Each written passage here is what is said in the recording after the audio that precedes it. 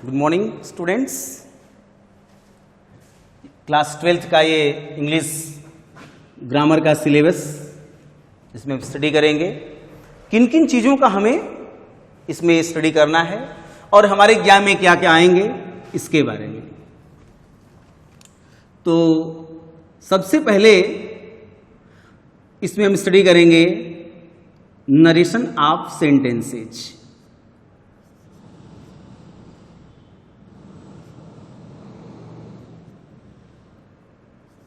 Narration जिसे हम बोलते हैं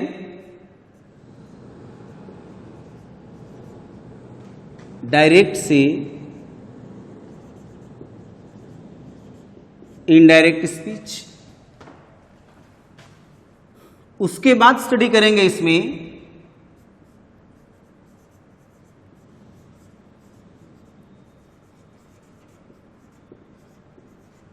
ट्रांसफॉर्मेशन ऑफ सेंटेंसेज, यानी वाक्य रूपांतरण। इसके अंतर्गत एक वाक्य को दूसरे वाक्य में बदलते हैं लेकिन उनके अर्थ में कोई परिवर्तन नहीं होता है। तीसरा, ट्रांसफॉर्मेशन के बाद इसमें सिंथेसिस ऑफ सेंटेंसेज,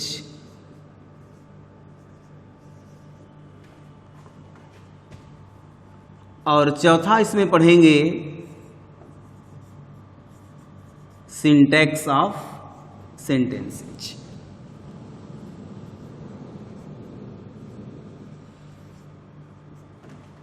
ठीक,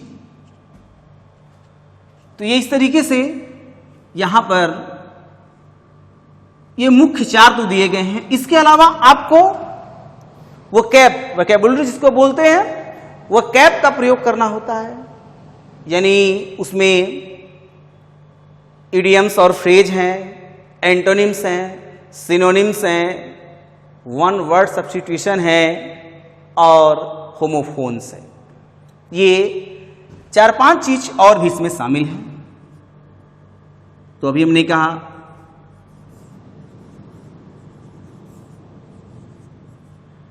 सिनोनिम्स, जिसे हिंदी में हम पर्यायवाची कहते हैं, एंटोनिम्स जिसे विलोम शब्द कहते हैं, उसके बाद इडियम्स और फ्रेजेज जिसे हम मुहावरे कहते हैं, उसके बाद जो है होमोफोन्स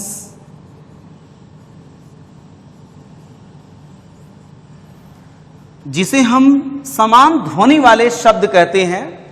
क्या समझे इससे? समान ध्वनि वाले, उनके प्रोनाउंसिएशन यानी उनके जो उच्चारण होंगे वह बिल्कुल सेम होंगे, उच्चारण उनके बिल्कुल सेम होंगे लेकिन उनकी स्पेलिंग और उनके अर्थ दोनों में भिन्नता होगी। जैसे अभी बात करें तो ROOT रूट, रूट माने जड़, और ROUTE रूट माने रास्ता। तो देखा आपने, एक का अर्थ जड़ और दूसरे का अर्थ था रास्ता, लेकिन रूट दोनों में हमने स्टडी किया। तो इस चीज को हम क्या बोलते हैं? होमोफोन्स बोलते हैं। तो इस तरीके से होमोफोन्स का सबसे पहले जिक्र करेंगे इसमें कि होमोफोन्स होता क्या है, इसके बारे में स्टडी करेंगे आगे। होमोफोन्स के बाद आगे इसमें है one word substitution,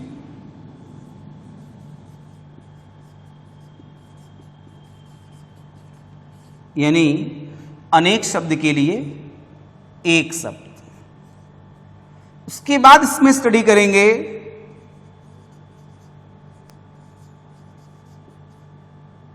translation.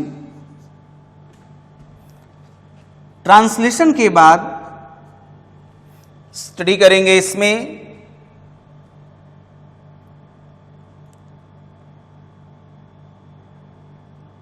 Passage, unseen passage, unseen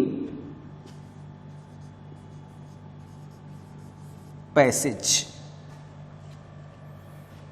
ठीक, ट्रांसलेशन में सिर्फ हिंदी टू इंग्लिश ही आता है। अब पहले इंग्लिश टू हिंदी भी आया करता था, लेकिन अब केवल हिंदी से इंग्लिश बनाने के लिए आएगा।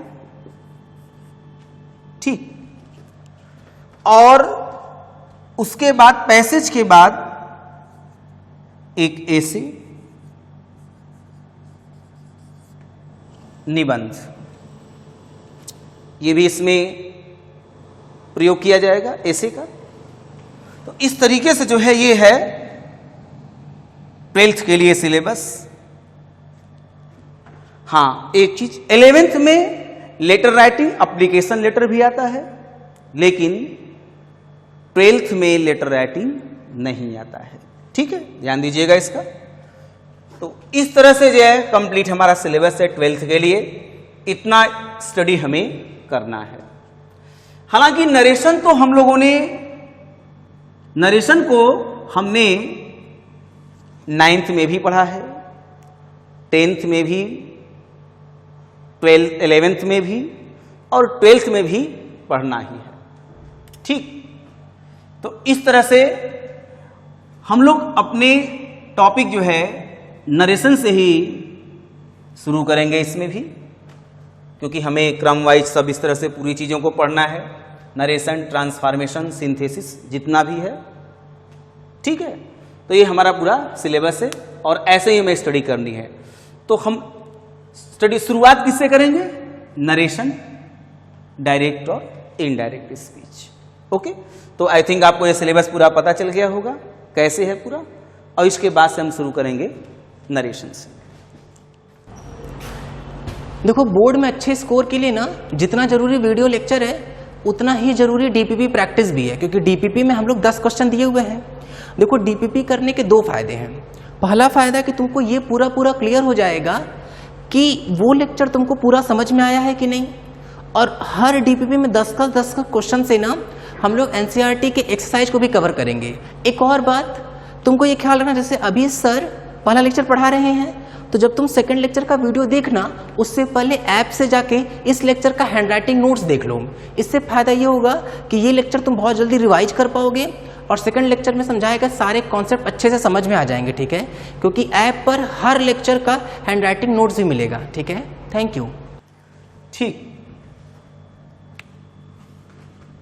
नरेशन, नरेशन शब्द जो है नैरेट, नैरेट से बना है। नैरेट माने कहना, नैरेट माने कहना या सुनाना, इस चीज को हम बोलते हैं नरेशन। तो नैरेट माने कहना और नरेशन माने कथन।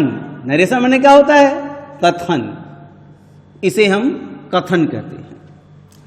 तो जो कथन होते हैं ये हमारे 2 तरीके से होते हैं, अर्थात कथन के 2 प्रक्रिया होते हैं। एक किसी के द्वारा कहे गए बात को हूबहू उसी के शब्दों में ज्यों का त्यों कहना, और दूसरा होता है उसके कहे गए बात को अर्थ बदले बिना थोड़ा घुमा कर कहना, ये इनडायरेक्ट कहलाता है। हूबहू कहना डायरेक्ट कहलाता है और अर्थ बदले बिना उसे थोड़ा घुमा कर कहना, ये क्या कहलाता है? इनडायरेक्ट कहलाता है। तो जो नरेशन होता है, जिसे हम कथन कहते हैं, ये 2 प्रकार का होता है। एक को डायरेक्ट स्पीच कहते हैं,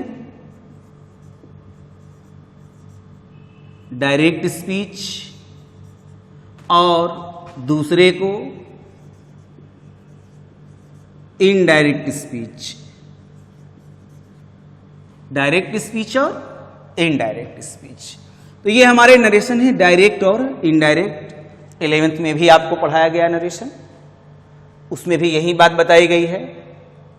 नरेशन में होता ही है डायरेक्ट से इनडायरेक्ट, और कभी कभी इनडायरेक्ट से डायरेक्ट भी पूछा जाता है।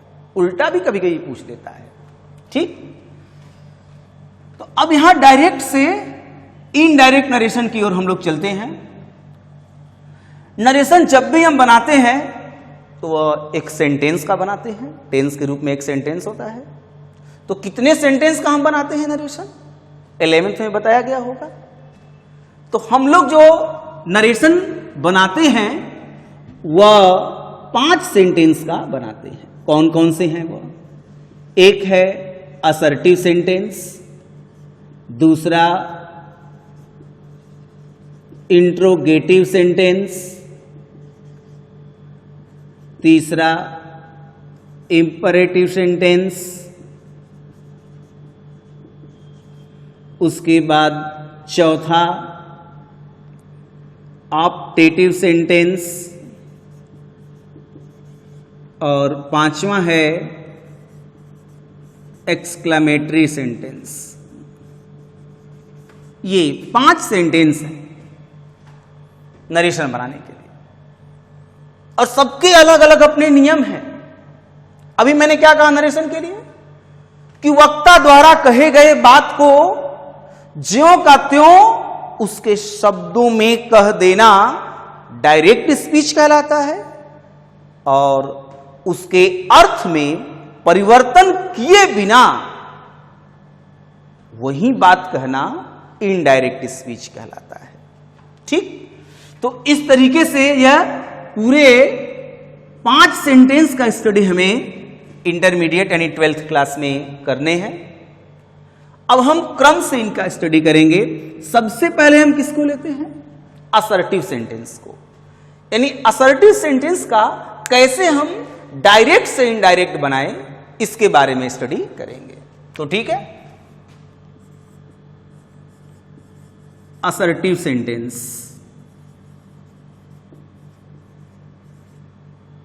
ये है आपका। असर्टिव सेंटेंस को हम डिक्लेरेटिव सेंटेंस भी कहते हैं या स्टेटमेंट टाइप वाले वाक्य भी कहते हैं। इनकी शुरुआत एक सब्जेक्ट से होती है और अंत में क्या लगा होता है? Full stop.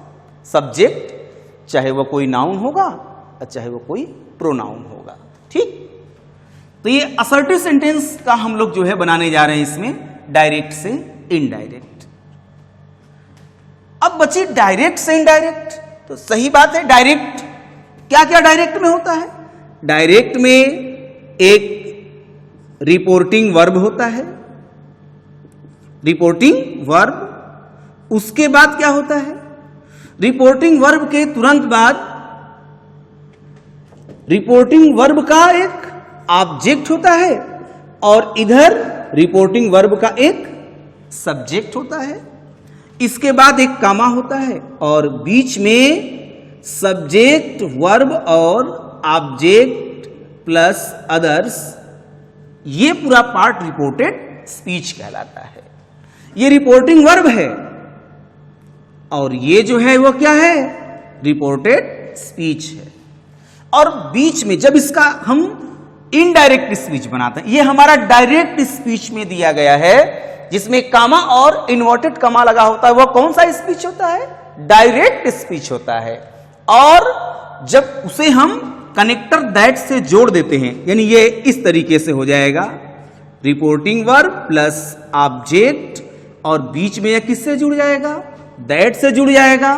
उसके तुरंत बाद एक सब्जेक्ट वर्ब और ऑब्जेक्ट प्लस अदर्स। तो ये जो प्रारूप है इसका, ये कहलाता है रिपोर्टेड स्पीच यानी इनडायरेक्ट स्पीच। क्या कहलाता है? ये इनडायरेक्ट स्पीच कहलाता है। ये रिपोर्टिंग वर्ब के साथ मिलकर के जब दैट कनेक्टर से जुड़ जाता है तो ये कामा इन्वर्टेड कामा सब क्या हो जाते हैं? समाप्त हो जाते हैं और तब ये पूरा कहलाता है क्या चीज? इनडायरेक्ट स्पीच कहलाता है।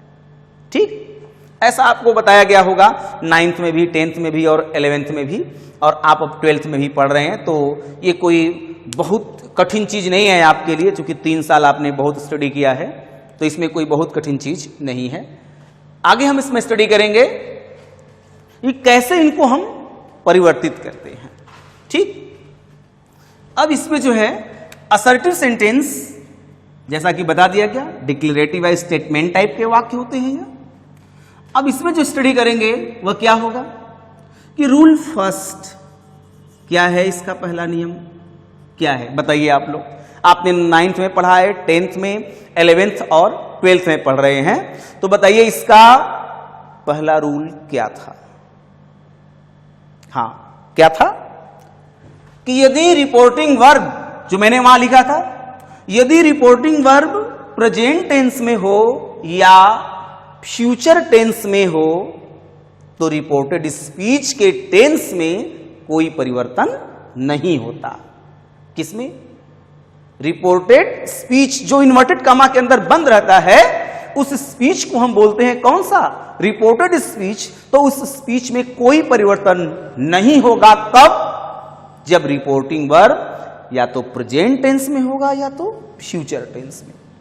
अब एक बात यह फंसती है कि आखिर प्रेजेंट का मतलब क्या सिर्फ इंडिफिनिट की बात कर रहे हैं या फ्यूचर का मतलब सिर्फ इंडिफिनिट की बात कर रहे हैं? नहीं, प्रेजेंट का मतलब प्रेजेंट के 4 भाग कौन कौन से बताए गए थे? इंडिफिनिट, कॉन्टिन्यूअस, परफेक्ट और perfect continuous.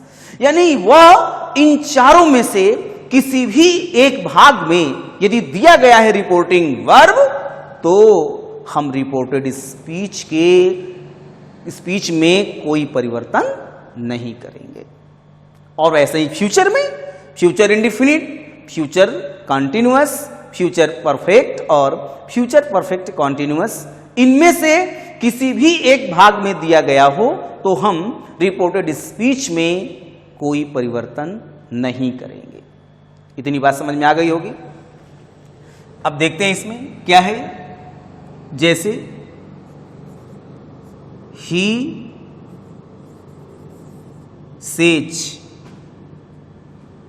Says they have gone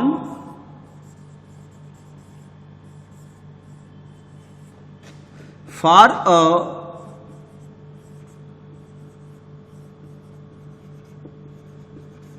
morning walk. They have gone for a morning walk.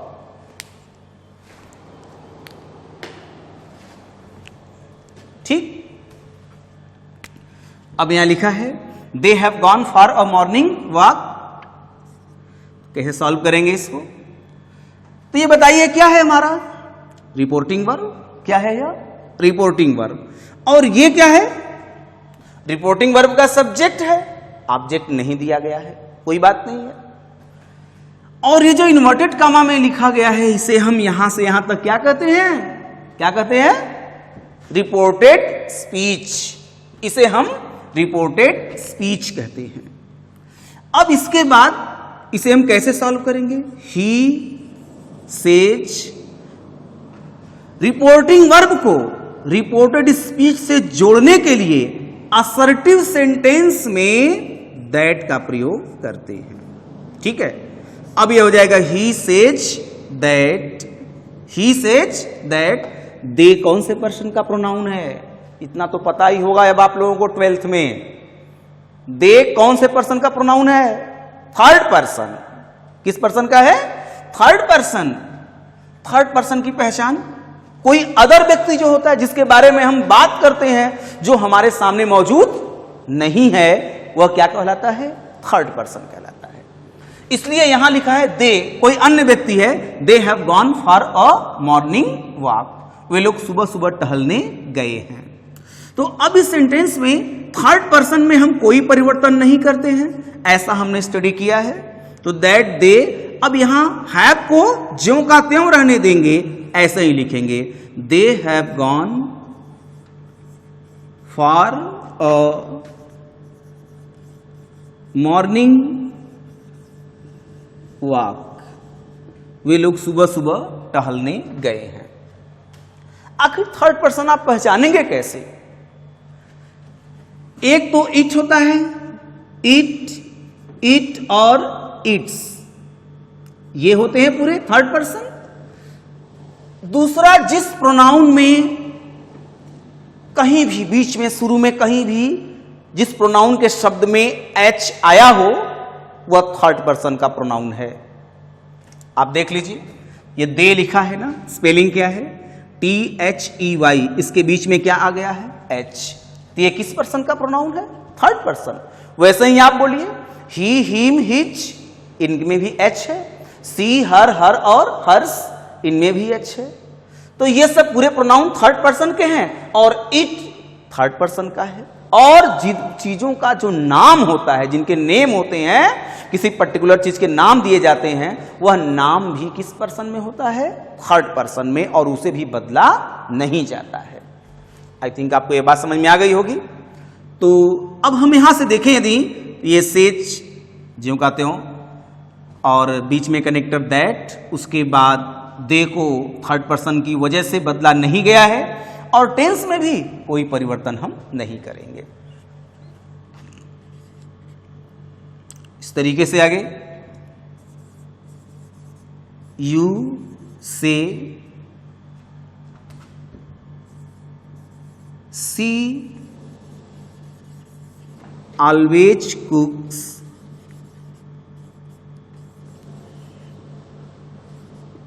she always cooks delicious food. she always cook delicious food. अब ये देखिए, you से तुम कहते हो, तो ये तुम जो शब्द है वह किस पर्सन का है? आपको पता होगा सेकेंड पर्सन का है। बट ये रिपोर्टिंग वर्ब के पहले उसका सब्जेक्ट है, कामा से पहले, और कामा से पहले जो भी प्रोनाउन दिया गया हो उस प्रोनाउन में हम कोई परिवर्तन नहीं करते। इस कामा से पहले जो भी प्रोनाउन यहां दिया गया हो इसमें हम किसी प्रकार का कोई भी परिवर्तन नहीं करेंगे।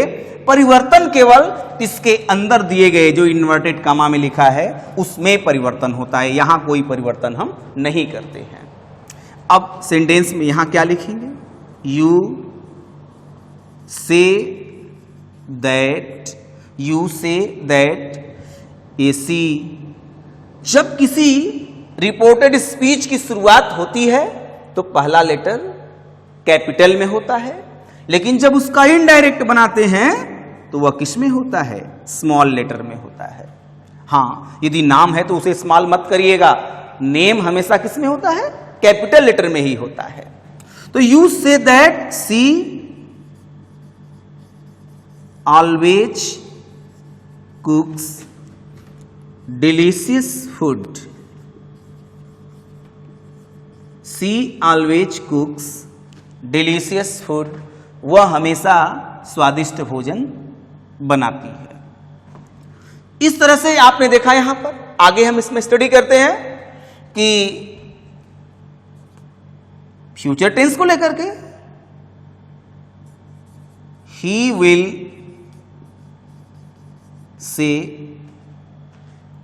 say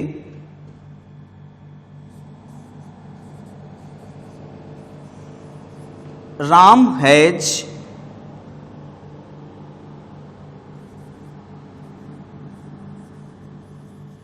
broken his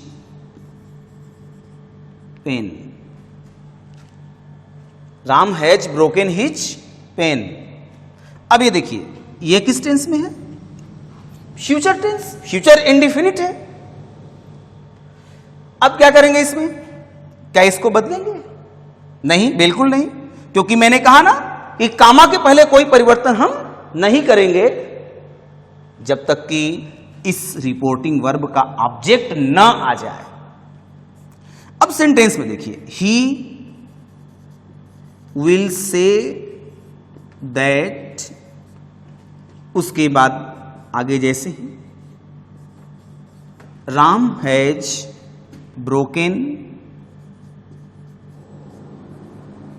Ram has broken his pen. तो इस तरह से हमने ये सीखा इसमें कि यदि यह प्रेजेंट में और फ्यूचर में है तो हम इसमें कोई परिवर्तन नहीं करेंगे। एक एग्जांपल और हम लोग देखते हैं।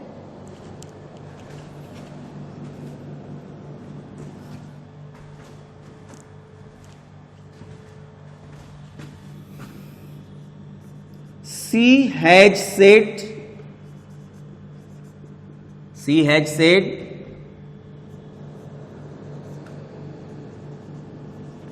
they will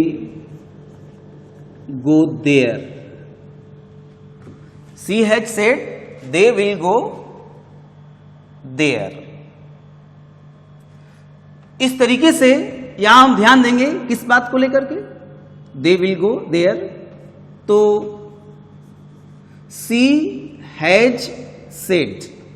अब देखिए ये सेड भले ही पास्ट टेंस आपको लग रहा है कि पास्ट टेंस में है, लेकिन सबसे बड़ी बात यह है कि से का पास्ट टेंस तो सेड है, लेकिन इसके पहले जो हेल्पिंग वर्ब है वह किसका है, प्रेजेंट परफेक्ट टेंस का है। तो प्रेजेंट है कि नहीं, यहां पर अभी भी प्रेजेंट है। और मैंने कहा था प्रेजेंट का कोई भी भाग हो, इंडिफिनिट, कॉन्टिन्यूअस, परफेक्ट या परफेक्ट कॉन्टिन्यूअस, इनमें से कोई भी भाग हो तो इसके टेंस में हम किसी प्रकार का कोई परिवर्तन नहीं करते हैं।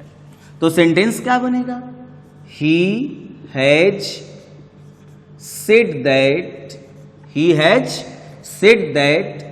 अब यहां से हो जाएगा they will go there, they will go there, कोई परिवर्तन नहीं करेंगे।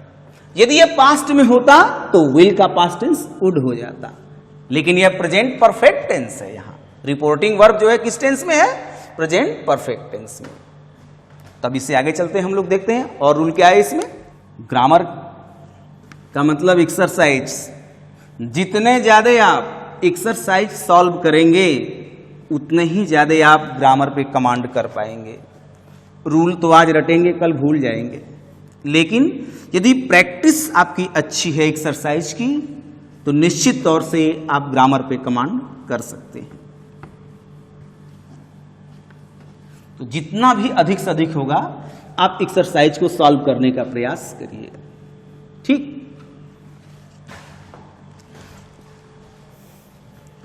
अब इसके बाद हम स्टडी करते हैं इसमें किसका,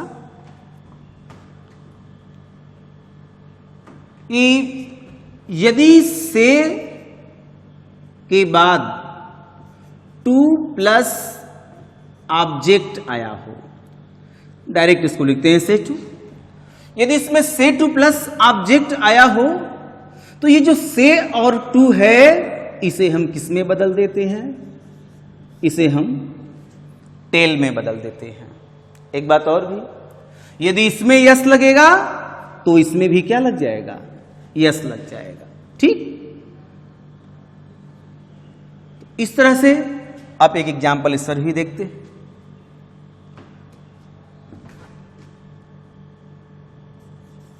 He says to me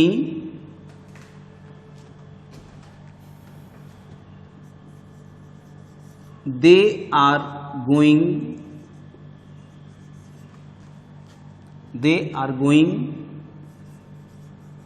for a picnic today. They are going for a picnic today. अब देखिए यहां से,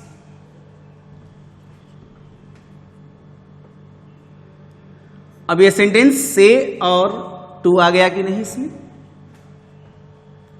से टू आ गया। इसमें क्या करेंगे इसे, ही से और टू। बात देखिए से और टू की नहीं है, मुख्य बात यह है कि ये जो स्पीकर कहने वाला है, जो वक्ता है, उस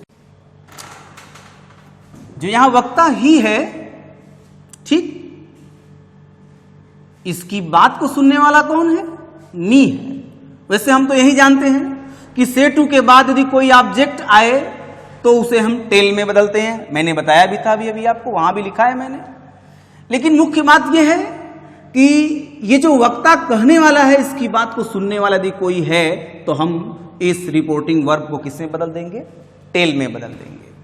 तो अब ये क्या हो जाएगा, ही, क्योंकि इसमें यस लगा है कि नहीं, तो इसमें भी क्या होगा, यस होगा। तो he tells me that, he tells me that, अब यहां से ज्यों का त्यों पूरा उतार देंगे, they are going for a picnic today. Today को दैट डे में हम नहीं लिखेंगे। कब तक? जब तक कि ये रिपोर्टिंग वर्ब पास्ट टेंस में ना आ जाए। ठीक है, तो इस तरह से आप ये नियम समझ गए होंगे कि कैसे हम इस चीज को सॉल्व करेंगे। अब यहां से हम शुरू करने जा रहे हैं इसके दूसरे रूल में। सेकेंड रूल क्या है इसका? सेकेंड रूल क्या है बताइए? दूसरा रूल इसका यह है कि यदि रिपोर्टिंग वर्ब पास्ट टेंस में है तो रिपोर्टेड स्पीच का टेंस भी बदल जाता है, पास्ट में हो जाता है। ठीक है, बदल जाता है। कैसे बदलता है? देखिए, इसमें बदलने के लिए चेंज ऑफ टेंस, सबसे पहले टेंस में परिवर्तन करते हैं। यह है इधर डायरेक्ट स्पीच और इस साइड में लिखते हैं इनडायरेक्ट स्पीच। दिया गया है पूरा इसमें डायरेक्ट स्पीच और इनडायरेक्ट। तो डायरेक्ट में आप प्रेजेंट इंडेफिनिट टेंस को, प्रेजेंट इंडेफिनिट टेंस को किस में बदलते हैं?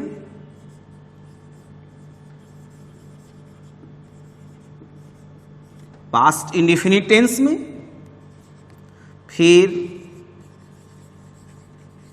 प्रेजेंट कॉन्टिन्यूअस टेंस को बदलते हैं पास्ट कॉन्टिन्यूअस टेंस में। फिर प्रेजेंट परफेक्ट टेंस को, प्रेजेंट परफेक्ट टेंस को पास्ट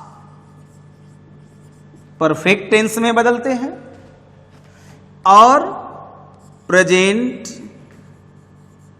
परफेक्ट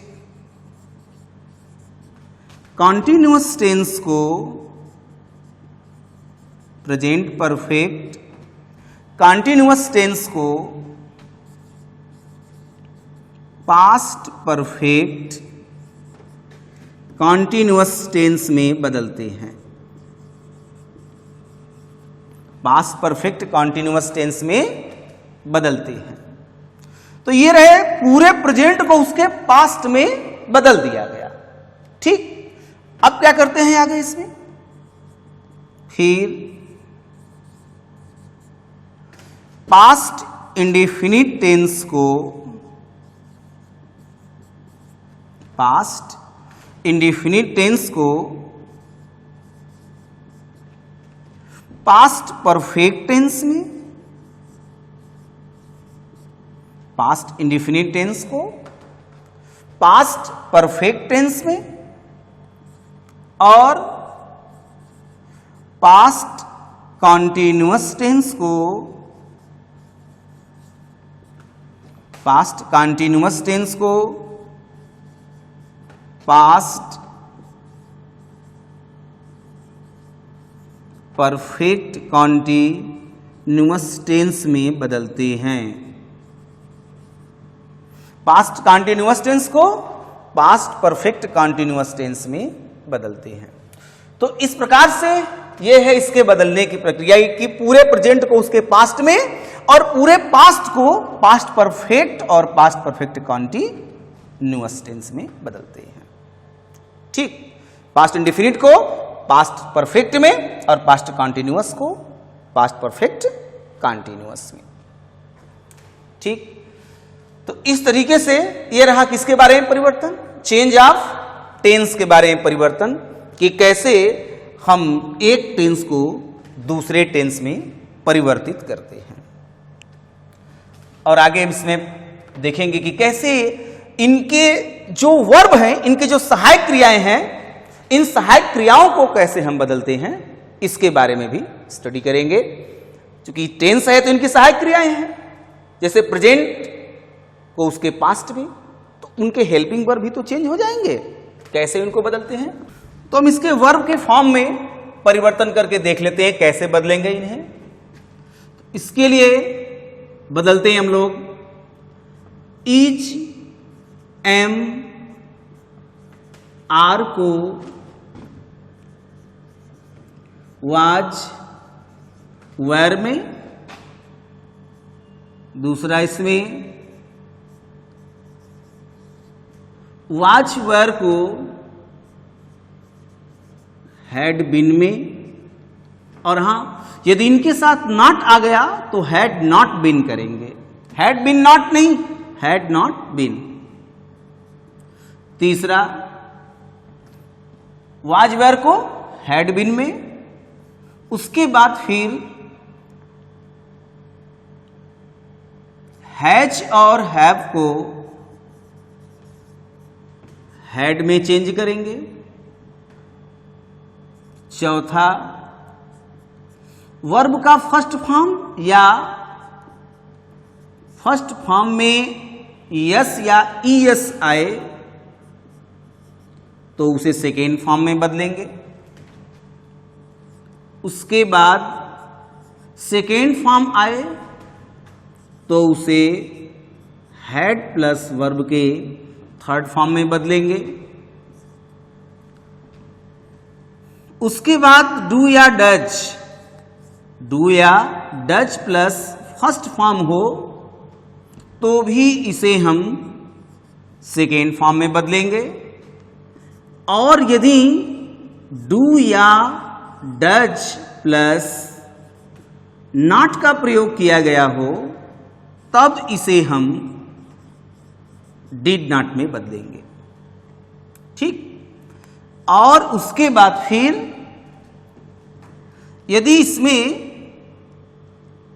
डिड नॉट आया हो, डिड नॉट प्लस वर्ब का फर्स्ट फॉर्म, क्योंकि डिड नॉट के साथ ऑलरेडी फर्स्ट फॉर्म आता ही है, डिड नॉट के साथ वर्ब का फर्स्ट फॉर्म आया हो तो इसे बदलेंगे हैड नॉट प्लस वर्ब का थर्ड फॉर्म।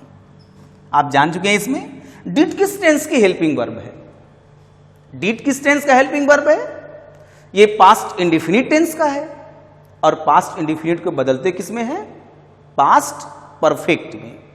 और जब पास्ट परफेक्ट में बदलेंगे तो उसका हेल्पिंग वर्ब हैड होता है और उसके साथ वर्ब का कौन सा फॉर्म हो जाएगा,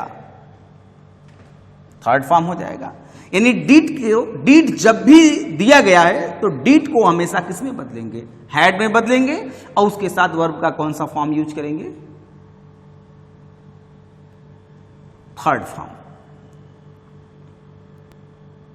तो इस तरह से हम लोगों ने क्रियाओं के रूप को बदलना देखा इसमें।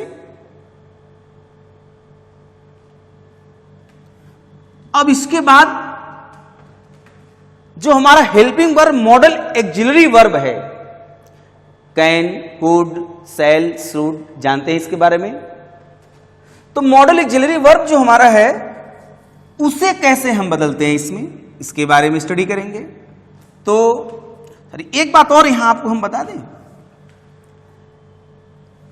कि इसमें यदि हैड टू आ गया तो इसे बदलेंगे हम लोग हैड टू में।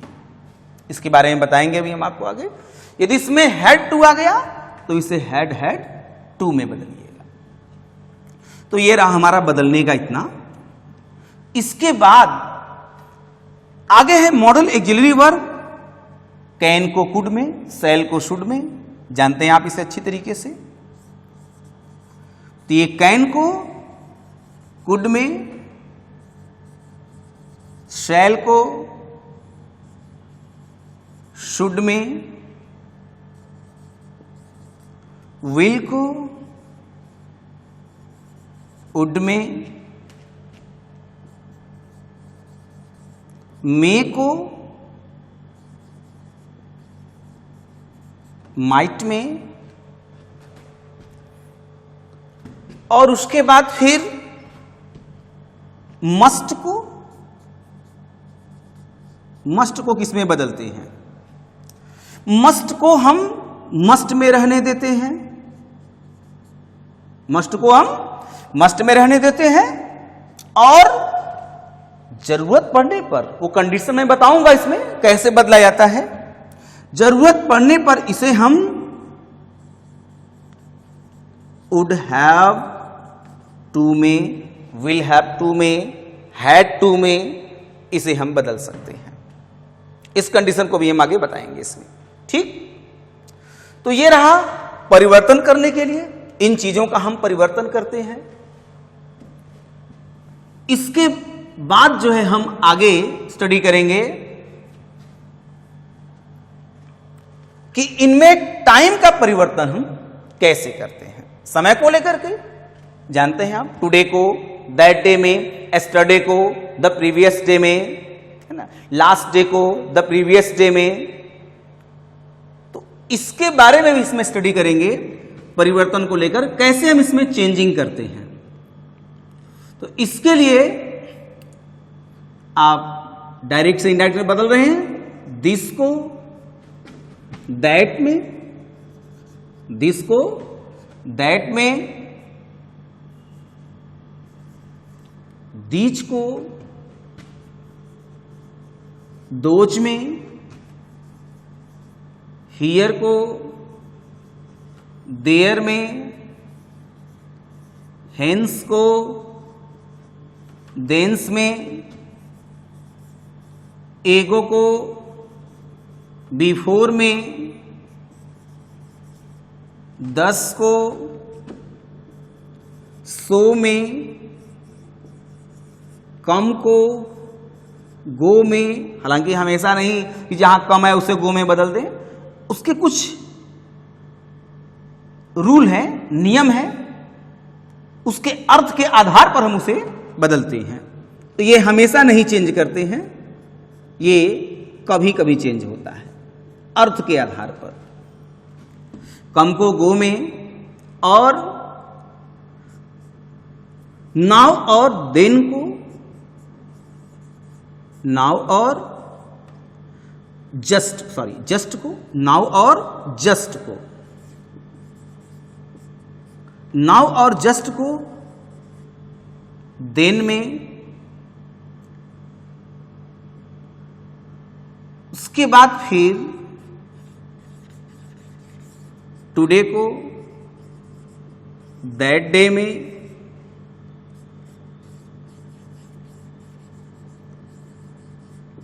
टुमारो को द नेक्स्ट डे में, या द फॉलोइंग डे में, द फॉलोइंग डे में। ये टुमारो को हो गया, इसमें टुमारो को द नेक्स्ट डे में या द फॉलोइंग डे में, और यस्टरडे को द प्रीवियस डे में, या द डे बिफोर में, या द डे बिफोर में, और उसके बाद फिर द डे बिफोर में, और लास्ट डे को, लास्ट डे को द प्रीवियस डे में बदलते हैं। लास्ट डे को द प्रीवियस डे में, लास्ट मंथ को द प्रीवियस मंथ में। तो ऐसे इन चीजों में हम परिवर्तन करते हैं। ठीक, तो ये परिवर्तन की चीजें हमें दिमाग में हमारे याद रहनी चाहिए, पूरी चीजें हमारे माइंड में होनी चाहिए, तब हम जाकर के डायरेक्ट से इनडायरेक्ट बना सकते हैं जहां परिवर्तन के लिए आएंगे। ठीक, इस प्रकार से